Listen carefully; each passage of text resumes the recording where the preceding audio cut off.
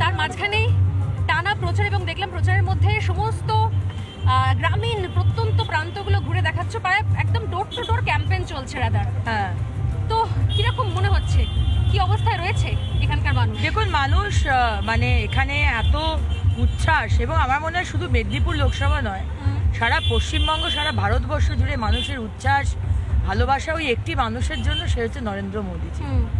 কারণ ফেস হচ্ছে আমাদের নরেন্দ্র মোদীজি, 543টা সিটের ফেস হচ্ছে মাননীয় প্রধানমন্ত্রী নরেন্দ্র মোদীজি। এবং মানুষ দেখো, যে টিএমসিও করে, যে সিপিএমও করে, যে কংগ্রেসও করে, তারও মনের মধ্যে কিন্তু ওইটাই রয়েছে যে আর কোনো মানুষ নেই যে মোদীজিকে কম্পিট করতে পারবে আর কি। মানে he is the one and only যে ভারতবর্ষকে এগিয়ে নিয়ে যেতে পারবে। এটা ভারতবর্ষের মানে মোদীজির কি আদর্শ, যে আদর্শে অগ্নিমিত্রা পাল তার নিজের সমস্ত লাইফস্টাইল, তার সব জায়গা থেকে এরকম ভাবে কোথাও মেঠো মেয়ে হয়ে উঠতে পারলো আস্তে আস্তে। একদম সম্পূর্ণভাবে তার পিছনে মানে আমার ইন্সপিরেশন হচ্ছে মোদীজি। মোদীজির জন্যেই ক্যারিয়ার ছেড়ে, সব কিছু ছেড়ে, মানে আমার কোনো দরকার ছিল না আমার লাক্সারিয়াস সেটেলড লাইফ ছেড়ে, হ্যাঁ, এই 42 ডিগ্রি টেম্পারেচারে মানুষের সাথে গ্রাসরুটে নেমে মানুষের জন্য কাজ করা। শুধু ইলেকশন লড়া নয়, 5 বছর রাজনীতিতে এসেছি, প্রতি মুহূর্তে মানুষের সাথে থেকেছি, মানুষের জন্য লড়াই করেছি। দরকার ছিল না শুধু এই মানুষটার জন্য যার নাম নরেন্দ্র মোদীজি, তার নেতৃত্বে কাজ করতে চাই, তার সঙ্গে কাজ করতে চাই। মানে সবাই অনেক সময় জানতে চায়, আমারও খুব জানতে ইচ্ছে করে যে রাজনীতিতে আগের জীবন আর রাজনীতিতে পরে নেবে কি মনে হলো? মানে নিজের বাংলা, নিজের রাজ্য, একসময় তো খুব গর্ব হতো, কলকাতা নিয়ে গর্ব হতো, বাংলা নিয়ে গর্ব হতো। যখন রাজনীতি করতে শুরু করলে তখন কি দেখলে? তখন দেখলাম যে বাংলার যে অবস্থা, মানে গর্ব করার জায়গা নেই।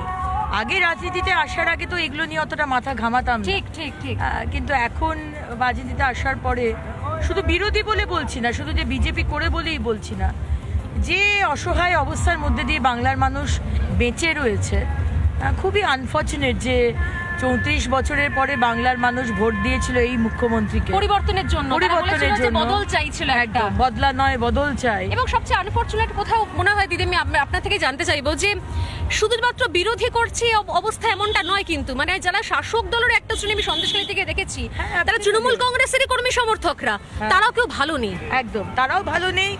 এবং তাদের মধ্যেও প্রচুর মানুষ রয়েছে যারা তাদের দলকে সমর্থন করছে না, তারা শুধু টিকে রয়েছে ওই দলে, কারণ কি তারা জানে যে তারা যদি এই মুহূর্তে বিজেপি জয়েন করে, তাদেরকে পুলিশ আর প্রশাসন দিয়ে তাদের উপর অত্যাচার চলবে, শুধু সেই ভয়ে তারা আসছে না। কিন্তু তারা আমাদের সাথে যোগাযোগে রয়েছে এবং সম্পূর্ণভাবে তারা চাইছে যে মমতা সরকার যেন হারুক, মানে পরাজিত হোক আর কি, সম্পূর্ণভাবে। সত্যি যদি আবার একটা পালাবদল হয় অগ্নিমিত্রাদি, যদি আপনার দল ক্ষমতায় আসে রাজ্যে, তাহলে যদি ক্ষমতায় আসে না, আমার দল আসছেই ক্ষমতায়, একদম 2026-এ আমরা ক্ষমতায় আসছি। এবং আজকে যেভাবে মানুষের ভালোবাসা দেখছি, যেভাবে মানুষের আস্থা দেখছি মাননীয় প্রধানমন্ত্রী এবং বিজেপির প্রতি, পালাবদল হবেই, হতে বাধ্য। এবং 2024-এর ভোটেও আমরা খুব ভালো ফলাফল করব। That's a trailer to the main movie. আমাদের আসল সিনেমা দেখানো হবে 2026-এ। ক্ষমতায় এলে অগ্নিমিত্রাদি বাংলার মেয়েদের জন্য কি করবে? প্রথম হচ্ছে সুরক্ষা, একদম ফাস্ট ট্র্যাক কোর্ট, সেখানে মানে ফাস্ট জাস্টিস পাওয়া এবং ক্রাইম যাতে না হয় তার ব্যবস্থা করা। পুলিশ প্রশাসন সম্পূর্ণভাবে স্ট্রিক্ট থাকতে হবে মহিলাদের সুরক্ষার বিষয়টা নিয়ে। মহিলাদের প্রতি অনেক বেশি সেন্সিটিভ হতে হবে। প্রথমত ক্রাইম আটকাতে হবে, আর যদি কেউ ক্রাইম করে তার জোরদার শাস্তি হবে। এই রাজ্যে শাস্তি দেখতে পাওয়া যায় না, কিন্তু শাস্তি হবে।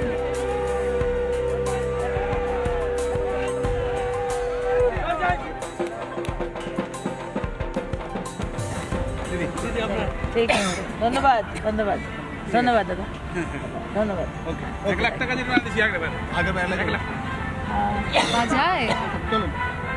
জরিমানা হয়েছে, কিসের জন্য জরিমানা? বিজেপি করার জন্য জরিমানা, শুধু বিজেপি করছে বলে 1 লক্ষ টাকা জরিমানা। এবং এই যে মাটির বাড়িতে যারা রয়েছে, শুধু বিজেপি করছেন বলে জরিমানা? কেন জরিমানা দিতে হয়েছে বলা যাবে না, 4 লাখ টাকা দিতে হয়েছে 4 জনকে। এটা অন রেকর্ড রইল, এটা কেন জরিমানা দিতে হয়েছে বলা যাবে না, কারণ আমার মনে হয় এটাই সব থেকে বড় উত্তর যে আসলে এখনো ত্রাসের পরিবেশ কি ভয়াবহ রয়েছে এই কেন্দ্রে বিভিন্ন প্রান্তে।